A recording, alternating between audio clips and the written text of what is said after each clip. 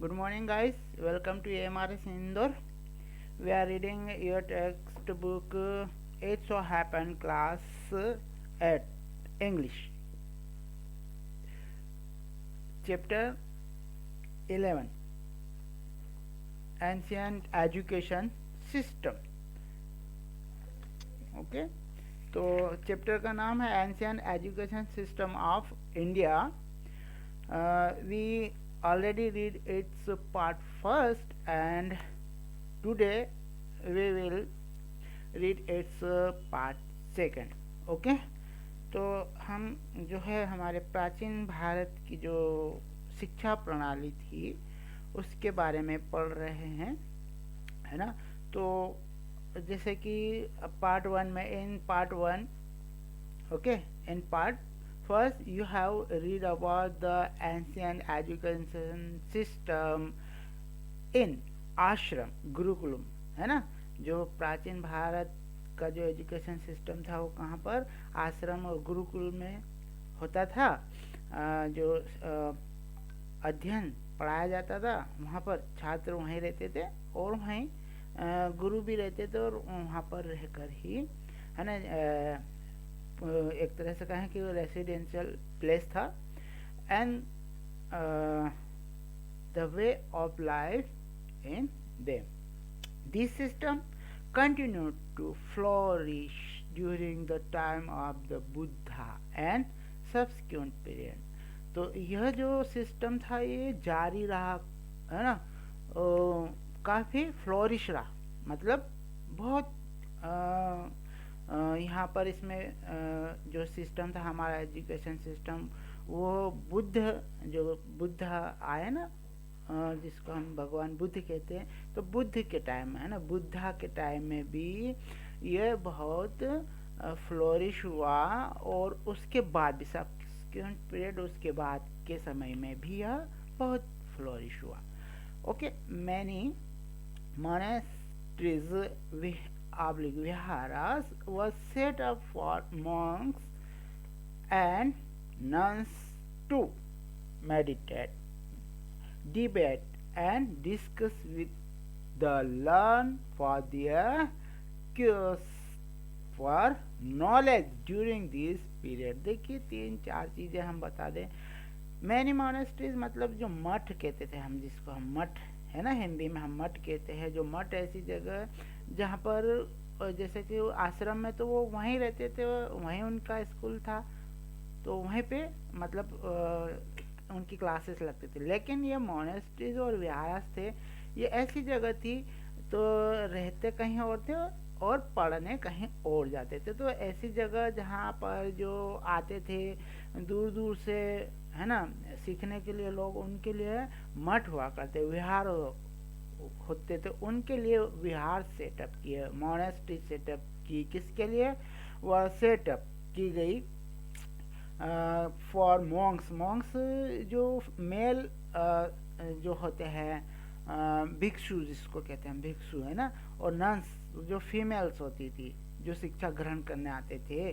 To meditate, काय के लिए मोनेस्ट्रीज होती थी, विहारस होता था, वो सेटअप किया गया था मॉन और नंस के लिए, उनके मेडिटेट करने के लिए, डिबेट करने के लिए, डिस्कस करें आपस में विद द लर्न फॉर, है ना, विद द लर्न जो लोग पहले से सीखे हुए हैं, आप, है ना, जो विद्वान है, पहले से स्कॉलर है, उनसे. फॉर देयर क्यूज, काय के लिए? फॉर देयर क्यूज, उनकी जो फॉर क्यूज फॉर नॉलेज, जो उनको ज्ञान की खोज के लिए. ओके मतलब क्यूज कहें तो हम खोज, काय के लिए? For knowledge during this period, इस अवधि में. अराउंड दिस विहार अदर, है ना, इन विहार के आसपास other educational centres of higher learning develop, इनके आसपास भी दूसरे एजुकेशनल सेंटर्स भी जो उच्च शिक्षा के लिए डेवलप हुए, विच अट्रैक्ट, जो जिन्होंने अट्रैक्ट किया. Okay go to next page please. Okay attack student from China, है ना, जो दूसरे हो गए वहाँ पर इनके आसपास तो उन्होंने अट्रैक्ट किया स्टूडेंट्स को, कहाँ से? From China, Korea, Tibet, Burma, Ceylon, Ceylon आज श्रीलंका है, okay, Java, Nepal and other distant countries, और भी जो दूर दूर की जो कंट्रीज थी उनके जो छात्र थे उनको अट्रैक्ट किया। विहारा एंड यूनिवर्सिटीज, देखिए अब हम पढ़ेंगे विहार और यूनिवर्सिटीज के बारे में। द जातक टेल्स है ना, जातक कथाएं जिसको कहते हैं ना, अकाउंट्स गिवन है ना, जो ये जो बताते हैं, गिवन बाय जॉन है ना, बाय जॉन जेंग एंड आई किंग, ये दोनों क्या थे? चाइनीज स्कॉलर थे ये भी, as well as other sources है ना।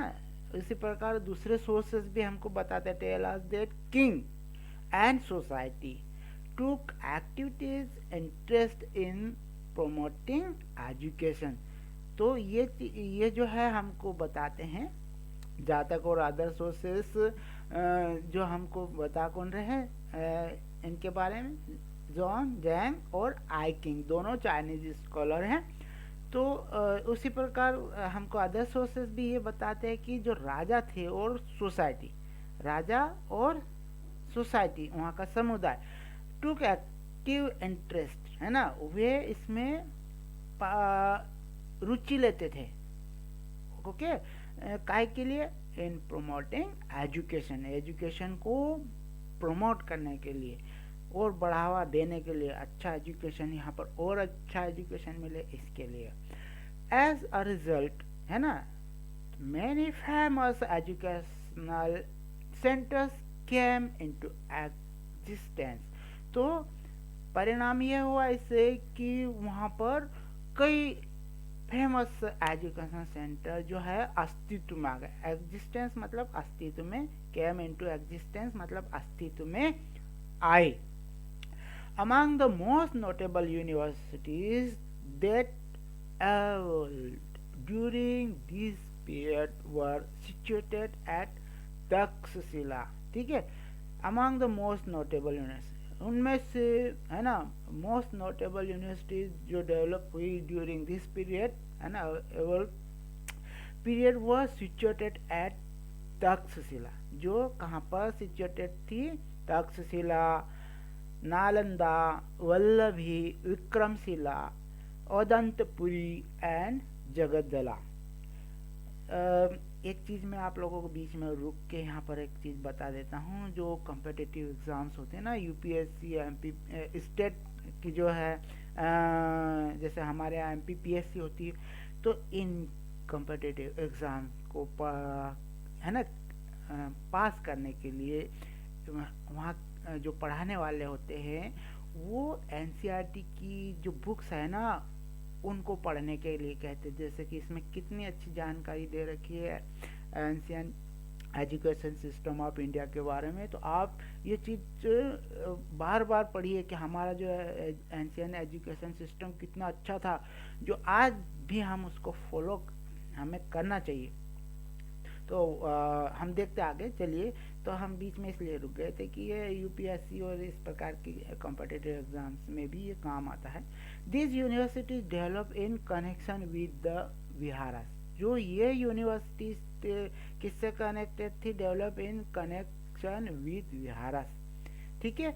दोस्त एट बनारस है, ये कहाँ पर थी? तो ये विहारास से कनेक्टेड यूनिवर्सिटी से जो डेवलप हुई है वहाँ पर। तो those at Banaras, Navadip and Kanchi develop in connection with temples. तो जो दूसरी है हमें बताया जा रहा है कि ये तो जो नालंदा, वल्लभी, विक्रम, औदंतपुरी, जगद्दला ये जो यूनिवर्सिटीज थी तो ये तो बिहार से संबंधित। अब है ना दूसरी जो है हमारे जैसे कि those at Banaras, Navadip and Kanchi develop in connection with temple. ये किससे कनेक्टेड थी? टेम्पल से, है ना। मंदिर है वहाँ पर बहुत अधिक। तो यहाँ पर जो थी यहाँ टेम्पल्स है। तो and become centre of community life in the place where they were situated, जहाँ ये सिचुएटेड थी। तो ये भी कम्युनिटी लाइफ के लिए वहाँ के सेंटर बन गए एजुकेशन के, ठीक है, बनारस, नवद्वीप, कांची। ओके, ये किससे कनेक्शन है इनका? टेम्पल से। ओके, तो this institute cater to the need advance level studies. तो ये जो एडवांस लेवल की स्टडीज के लिए, जैसे कि हाँ और अधिक पढ़ाई के लिए, जैसे कि स्कूल के बाद में अधिक स्टडी करना है, रिसर्च के टाइप का है ना, तो उनकी जो नीड्स को क्या करते थे, उनकी जो इस लेवल की नीड को कम पूरा करने के लिए ये सिचुएटेड हुई थी।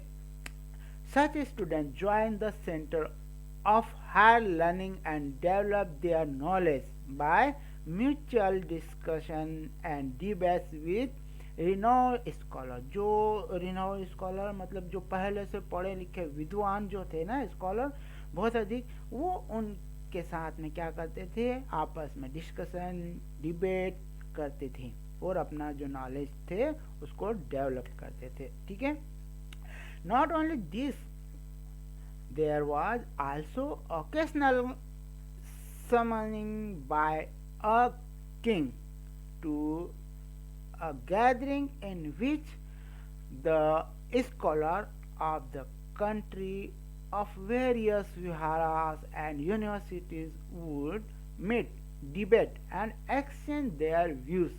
तो केवल यही नहीं, वहाँ पर क्या होता था, there was also occasional summoning, जो कि क्या होता है, समनिंग मतलब बुलाते थे राजा के द्वारा, है ना, बुलावा दिया जाता था।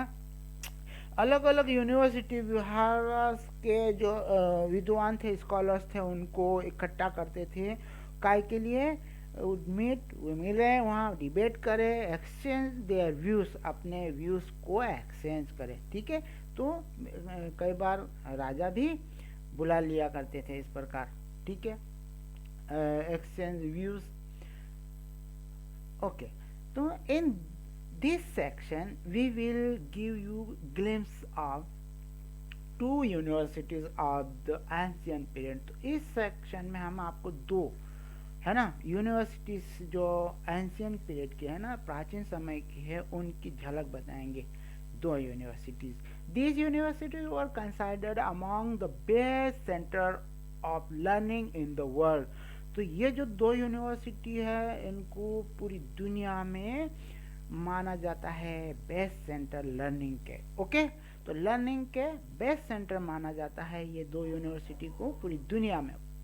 These have been recently declared heritage site by, है ना, जो कि ये इनको हेरिटेज साइट जो है डिक्लेयर किया गया, किसके द्वारा, यूनेस्को द्वारा। यूनेस्को, ओके, इसका फुल फॉर्म बेटा एग्जाम में पूछा जाता है, कॉम्पिटिटिव एग्जाम में भी। तो यूनेस्को बाय, देखिए यहाँ का, this have been recently declared heritage site. Okay, तो हेरिटेज साइट इनको डिक्लेयर किया गया by the United Nations Educational, Scientific and Cultural Organization, UNESCO के द्वारा। ओके, अब हम दो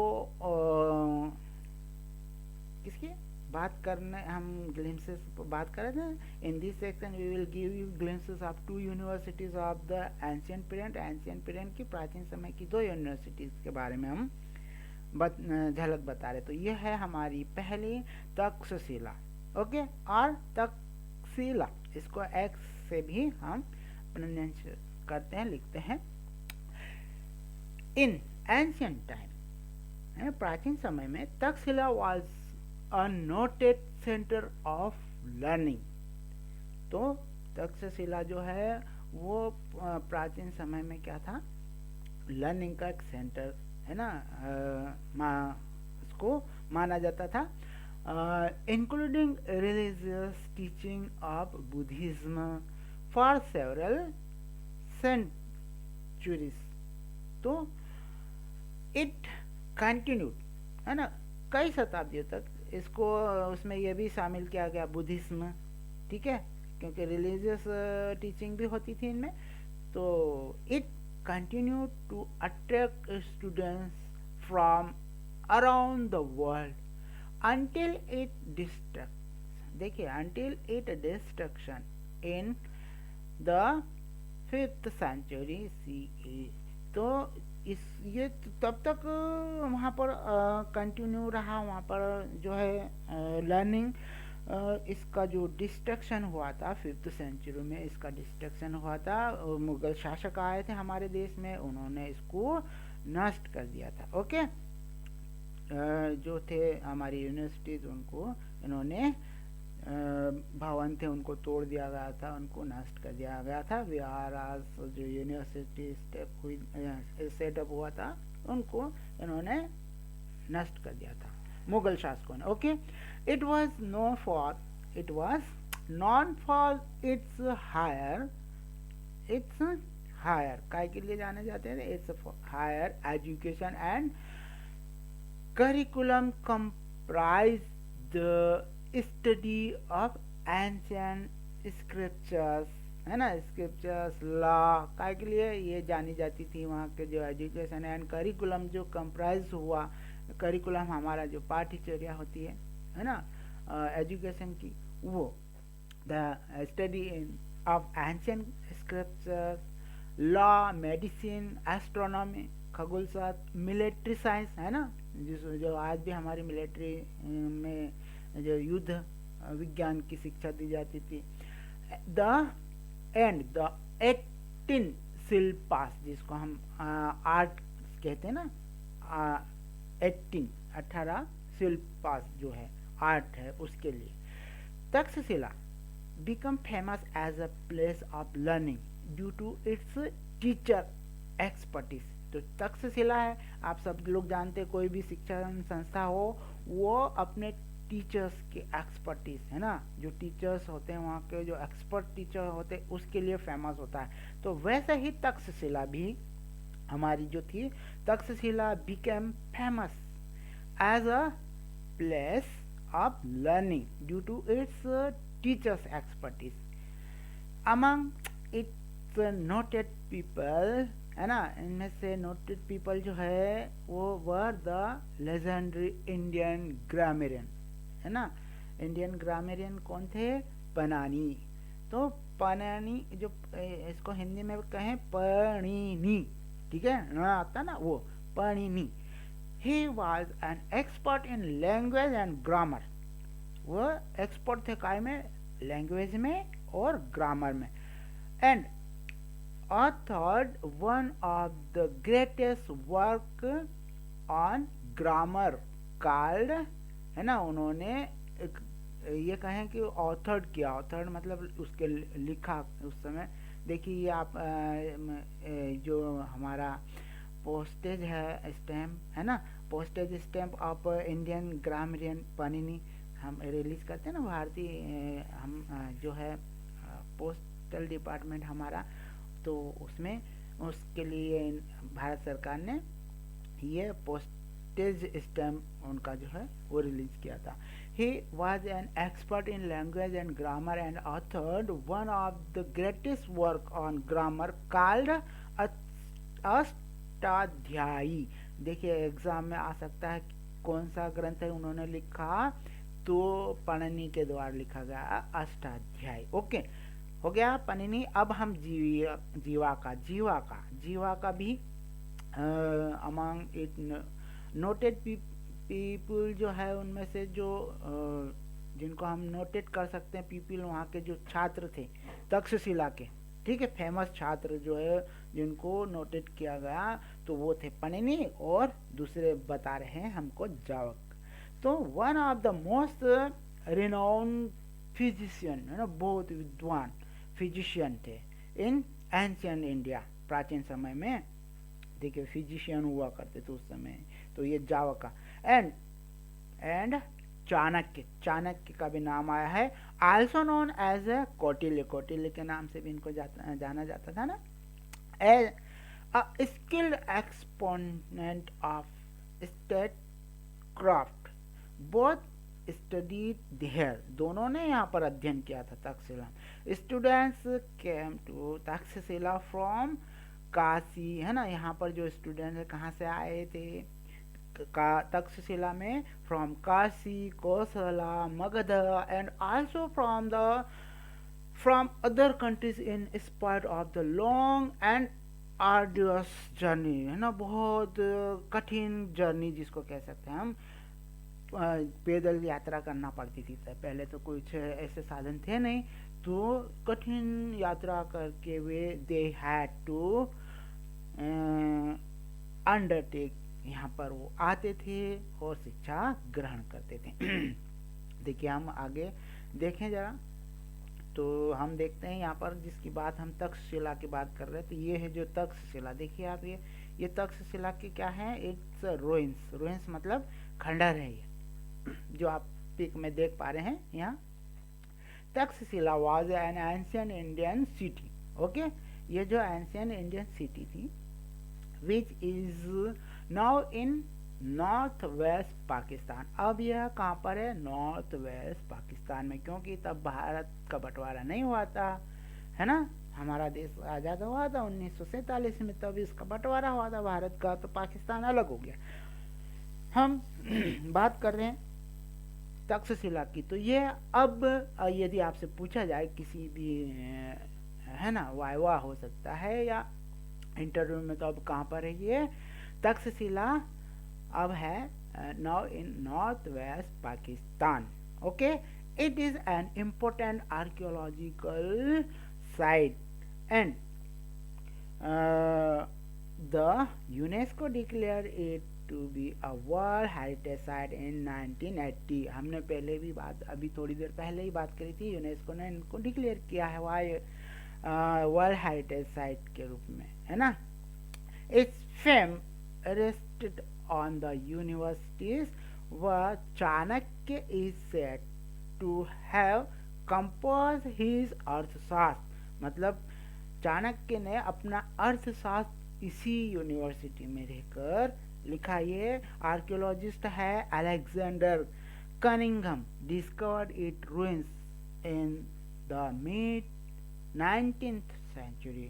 19वीं शताब्दी के मध्य में जो आर्कियोलॉजिस्ट है अलेक्जेंडर कनिंघम, उन्होंने इसके खंडरों की खोज की। रूइंस, इट्स रूइंस मतलब इसके जो खंडर थे उनकी। ओके, तो ये खंडर दिखाई दे रहा है आपको, ये पाकिस्तान में है।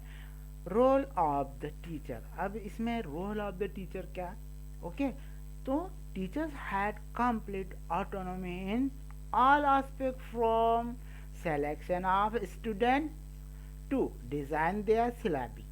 तो उस समय क्या था, टीचर को पूरी तरह से ऑटोनॉमी थी, स्वायत्त थे वो बिल्कुल। क्या, किस बात के लिए, इन ऑल एस्पेक्ट फ्रॉम सिलेक्शन, है ना, उसके सारे जो एस्पेक्ट्स है सिलेक्शन करने के, किसके, स्टूडेंट के, टू डिजाइन देयर सिलेबस, उनका जो स्टूडेंट है उसके लिए सिलेबस। आजकल तो क्या है कि सब बच्चों के लिए एक ही सिलेबस है, गवर्नमेंट ने डिक्लेयर कर दिया कि ये सिलेबस है, ये पढ़ाना है, ये बच्चों को पढ़ना है, लेकिन उस समय नहीं था ऐसा। प्रत्येक बच्चे के लिए वो एक सिलेबस डिजाइन कर दिया करते थे। जैसे when when the teacher was satisfied with the performance of the students, the course concluded। मतलब जब टीचर इस बात से सेटिस्फाई हो जाए कि जो उनका स्टूडेंट्स का परफॉर्मेंस है वह अच्छा है, और तब वो क्या करते थे, कोर्स को कंक्लूडेड कर देते, मतलब उनका कोर्स पूरा हो गया। ओके, तो अब देखें हम next, go to next page please. He would admit as many student as he like, है ना, वो जो है जितने स्टूडेंट चाहे उनको एडमिट करे, और उनको liked and taught what his students were keen to learn. उनके जो स्टूडेंट क्या पढ़ना चाहते हैं वो पढ़ाते थे। ठीक है, ऐसा नहीं कि आज ये कह दिया कि नहीं ये सिलेबस है और ये पढ़ना आपको, ऐसा नहीं था। पहले एंशियंट टाइम में स्टूडेंट क्या चाहता है पढ़ना, okay, work keen to learn, क्या पढ़ना चाहता है, उसकी इच्छा क्या है पढ़ने की, उसके अनुसार उनका सिलेबस तैयार करते थे और वो उनको पढ़ाते थे। Okay, debate and discussion was the primary method of teaching. जो टीचिंग की प्राइमरी मेथड क्या थी? Debate and discussion. ठीक है। Teachers were assisted by there advance level students. उनके जो एडवांस लेवल के स्टूडेंट जो अच्छे पढ़ लिख गए थे, उनके द्वारा पढ़ाए गए स्टूडेंट जो पढ़ लिख गए थे, वो उनको असिस्टेड करते हैं, मतलब उनको पढ़ाने में सहयोग करते थे। ओके। तो देखिए किस तरह से, एक तरह से अप्रेंटाइज भी कह सकते हैं कि शिक्षा ग्रहण करने के दौरान ही उनको पढ़ाने की भी ट्रेनिंग मिलने लगी।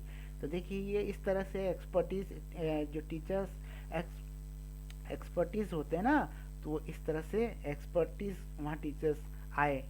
तो आगे चल के यही जो पढ़ाते थे स्टूडेंट, आगे चल के यही वहाँ पर पढ़ाने लगे फिर यूनिवर्सिटीज़ में, यहाँ की तक्षशिला और नालंदा में। Nalanda, okay, Nalanda. when Zhejiang visited it was called नाला। जब ज़ेजियांग जो है यहाँ विजिट किया था ना इन्होंने, तब नालंदा को किस नाम से जाना जाता था? नाला। And was a centre of higher learning in various subject. और ये जो है centre of higher learning in various subject, बहुत सारे सब्जेक्ट्स यहाँ पर चलाए जाते थे, उसके लिए हायर लर्निंग के लिए ये सेंटर हुआ करता था। The university attract scholar from the different part of the countries as well as world, है ना। तो जो है ये जो यूनिवर्सिटी है इसने स्कॉलर्स को अट्रैक्ट किया अलग अलग हमारे देश के भागों से, और इसी प्रकार एज वेल एज पूरी दुनिया के स्कॉलर को इसने अट्रैक्ट किया अपनी तरफ। द चाइनीज स्कॉलर आई किंग एंड ज़ेजियांग visited Nalanda in the 7th century CE। Okay. तो ये जो है चाइनीज स्कॉलर आई किंग एंड ज़ेजियांग ने यहाँ नालंदा को विजिट किया था 7th century में। They have given vivid account of Nalanda. ठीक है। तो they have noted that as many as 100 discusses happen one, है ना, happen on a daily basis in a variety of disciplines through the method of debate and discussion। देखिए इन्होंने क्या note किया था कि एक दिन में कई सारे डिस्कोर्सेस जो लेक्चर्स हुआ करते थे डेली बेसिस पे, इन अ वेराइटी ऑफ डिसिप्लिन, अलग अलग डिसिप्लिन में हुआ करते थे। ठीक है। जो जिस सब्जेक्ट का है उस सब्जेक्ट के जो यहाँ पर डिस्कसेस, मतलब यहाँ पर जो लेक्चर्स हुआ करते थे, कितने 100 सैकड़ों लेक्चर होते थे यहाँ पर डेली बेसिस पे, रोजाना, और variety of discipline through the method of debate. किस मेथड के द्वारा? Debate and discussion. ज़ेजियांग himself became a student of Nalanda to study योग शास्त्र। तो वो ज़ेजियांग थे, वो भी यहाँ के क्या बने? स्टूडेंट बने नालंदा में, और स्टडी की इन्होंने योग शास्त्र की, योगा की। ओके। योग शास्त्र की स्टडी की इन्होंने यहाँ पे। He has mention that the chancellor of Nalanda, Nalanda के चांसलर था, उनको मेंशन किया उन्होंने, शैलभद्र, उनका क्या नाम था? Chancellor of Nalanda. आप क्वेश्चन पूछा जाए तो Shilabhadra was the highest living authority in yoga. Yoga के वो बहुत बड़े विद्वान थे, ये बता रहे हमको। वहीं पे जो पढ़े थे ज़ेजियांग, वो बताते हैं was the highest living authority in yoga. The course of study offered by the Nalanda University covered a wide range। जो कोर्स ऑफर किया जाता था ना नालंदा यूनिवर्सिटी, वो कवर्ड अ वाइड रेंज, है ना, बहुत बड़ी रेंज को कवर करता था। Almost the entire circle of knowledge, पूरा जो नॉलेज होता उसको कवर करता था। देन अवेलेबल, उस समय अवेलेबल था जो उनका कोर्स, उसमें student at Nalanda studied the Vedas, है ना। जो नालंदा के स्टूडेंट थे वो क्या की स्टडी करते थे? वेदा की। Were also trained in fine art, Veda के साथ साथ फाइन आर्ट में भी। मेडिसिन, सिर्फ जैसे कि एक डिसिप्लिन में ही नहीं, जैसे किसी ने इसमें लिया मिलिट्री साइंस, तो मिलिट्री साइंस ही नहीं, उसको वेद भी पढ़ा, वेद के साथ साथ ये चीज़ भी पढ़ाई जाती थी। सिर्फ एक, चलो उसने एक सब्जेक्ट लिया वही नहीं, इसके साथ साथ art, medicine, mathematics, astronomy, politics and the art of war, है ना, आर्ट ऑफ वार, तो युद्ध की कला भी सिखाई जाती थी। देखिए, the ancient Nalanda was a centre of learning from the 5th century to 12th century C. देखिए यहाँ पर 5 से 12 शताब्दी में जो नालंदा विश्व है ना, जिसको हम एंशियंट नालंदा जो है, प्राचीन नालंदा, वह है यहाँ पर लोकेटेड इन प्रेजेंट डे। वर्तमान में ये लोकेटेड है कहाँ पर? राजगीर, बिहार, इंडिया। तो वर्तमान में यदि आपसे पूछा जाए कि नालंदा कहाँ पर सिचुएटेड था, तो अब वर्तमान में वो है राजगीर, बिहार का राजगीर है इंडिया में, वहाँ पर। तो Nalanda was one of the oldest universities, ठीक है। तो ओल्डेस्ट यूनिवर्सिटीज में से एक है वो Nalanda of the world, and UNESCO declared the ruins, इसके जो खंडर है उसको, उन्होंने नालंदा को क्या करा हुआ है? Ruins of Nalanda Mahavihara world heritage site घोषित किया हुआ है यूनेस्को ने। The new Nalanda university is envisaged as a centre of inter civilisation dialogue. तो जो इंटर सिविलाइजेशन डायलॉग के लिए इसको न्यू नालंदा, जो बिहार सरकार है, जो हमारी इंडिया की गवर्नमेंट है, उसको क्या कर दिया है? इसको रिनोवेट कर दिया गया है, और आज भी वहाँ पर ये जो है कई सिविलाइजेशन डायलॉग होते हैं, ओके, इंटर सिविलाइजेशन डायलॉग्स होते हैं। तो क्वेश्चन अगर पूछा जाए कहाँ पर है नालंदा, तो एक चीज़ और मुझे हम इंदौर, हमारा मध्य प्रदेश का इंदौर शहर, हमारे यहाँ भी एक यूनिवर्सिटी है जिसका नाम है देवी अहिल्या विश्वविद्यालय। उसके 2 परिसर है, एक है हमारा RNT मार्ग पर, रविन्द्रनाथ टैगोर मार्ग पर, जो एडमिनिस्ट्रेटिव ऑफिस है वो जो है परिसर, उसको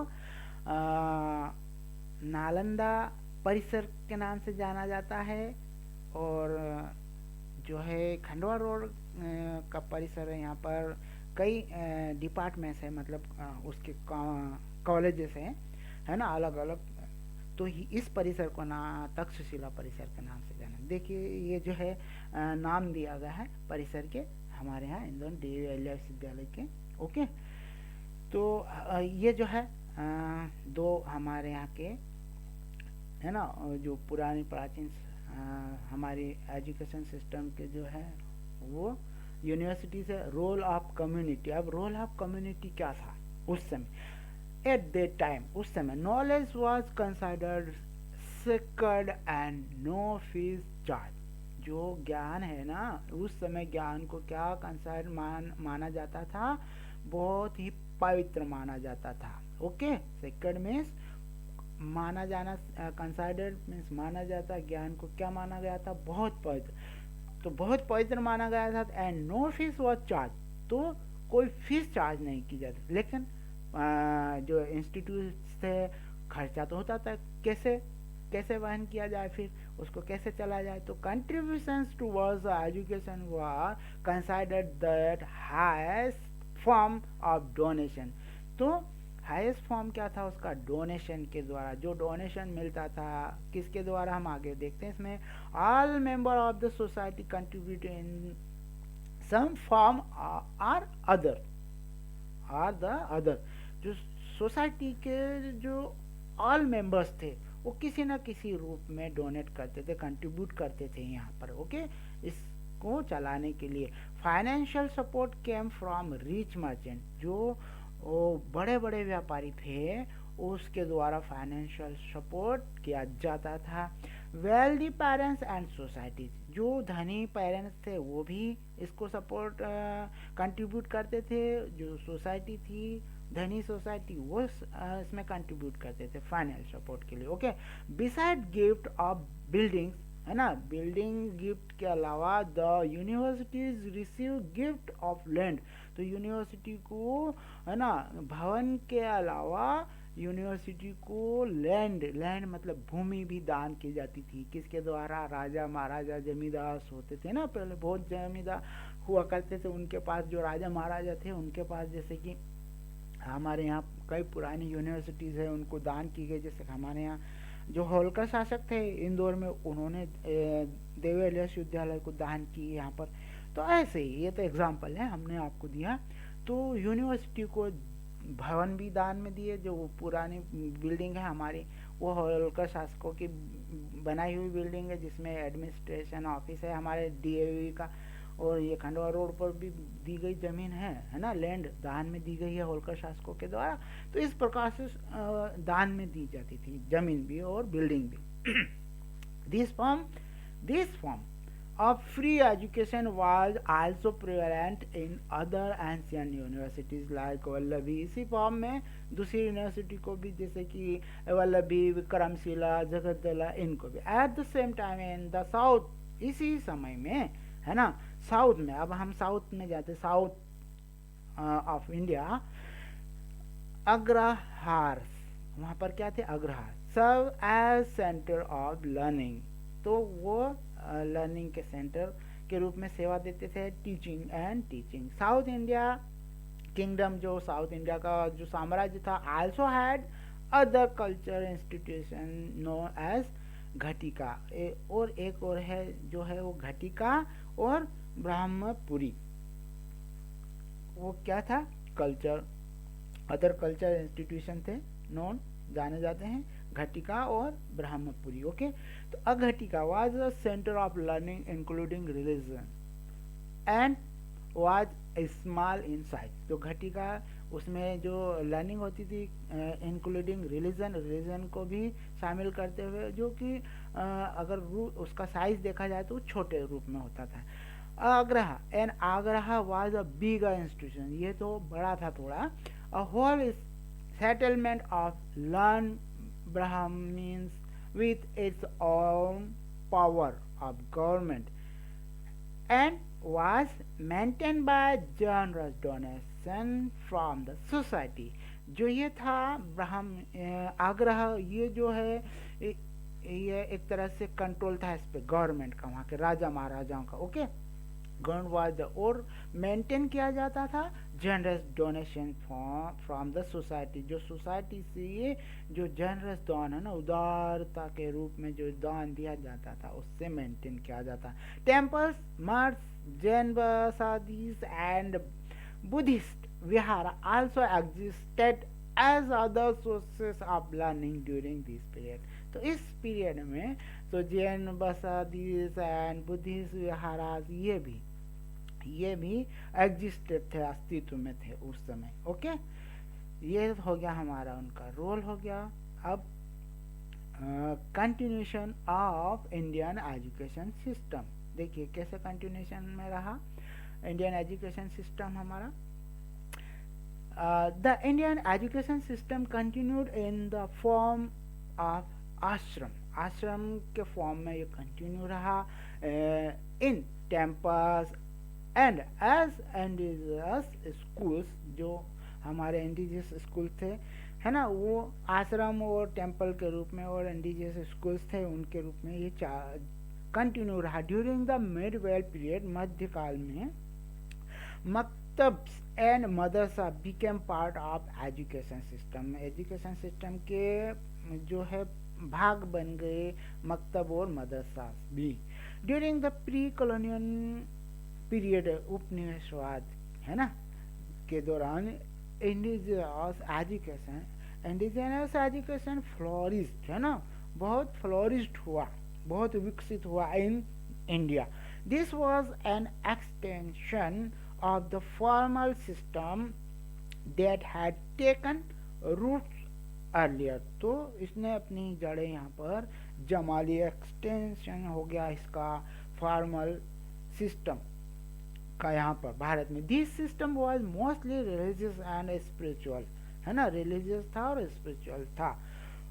फ्रॉम ऑफ एजुकेशन, टोल्स इन बंगाल, बंगाल में टोल्स के नाम से। ओके, पाठशाला इन वेस्टर्न इंडिया, पाठशाला वेस्टर्न इंडिया जो हमारा था उसमें पाठशाला के नाम से, चतुष्पदी इन बिहार, बिहार में chatushpathi, and similar school existed in the other part of India. इसी प्रकार के जो स्कूल है एग्जिस्टेड, अस्तित्व में आए हमारे भारत के और दूसरे भागों में। लोकल रिसोर्सेस व डोनेशन सपोर्टेड एजुकेशन, जो लोकल रिसोर्सेस है वो डोनेशन के रूप में है ना मिलता था, सपोर्ट किया जाता था एजुकेशन का। References in texts and memories inform that, है ना, जो संदर्भ है टेक्स्ट के रूप में, शास्त्र के रूप में, इन्फॉर्म दैट वो बताता है कि villages also support education in southern India. तो साउदर्न इंडिया में विलेजेस जो है वो भी, गांव के लोग भी, चाहे वो छोटे किसान हो या और भी कोई लोग हो, गांव के लोग भी सपोर्ट करते थे ओके एजुकेशन को वहाँ southern India.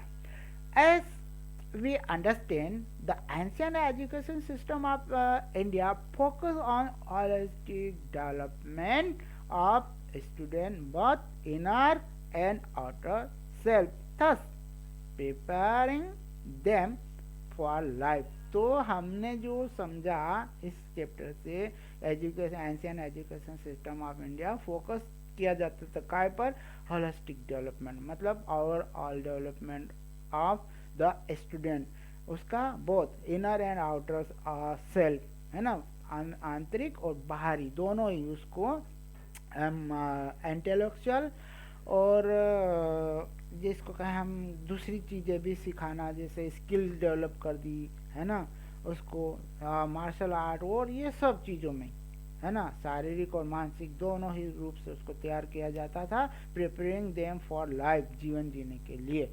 Education was free and not centralize, जो एजुकेशन उस समय था वो एकदम फ्री था और सेंट्रलाइज नहीं था, सभी पूरे भारत में उसका विस्तार था। It's foundation were lay in the rich culture tradition, ठीक है, तो ये ले जो है इसका जो its foundation were laid in the rich culture tradition, rich culture tradition में इसका हो गया फैलाव हो गया of India, thereby helping in the development of the physical intellectual. हमने होलिस्टिक डेवलपमेंट की बात की थी, देखिए यहाँ पर वही चीज़ें आ रही है सामने, डेवलप, है ना, हेल्पिंग जो स्टूडेंट था उनकी हेल्प किस प्रकार से हुई of India, thereby helping in the development of the physical intellectual spiritual and artistic aspects of life holistically, है ना। आवर प्रेजेंट डे एजुकेशन, हमारा जो वर्तमान का जो education system has a lot to learn from ancient education system of India. तो हमारा जो वर्तमान का जो एजुकेशन सिस्टम है उसको सीखने की आवश्यकता है हमारे प्राचीन एजुकेशन सिस्टम से, ठीक है।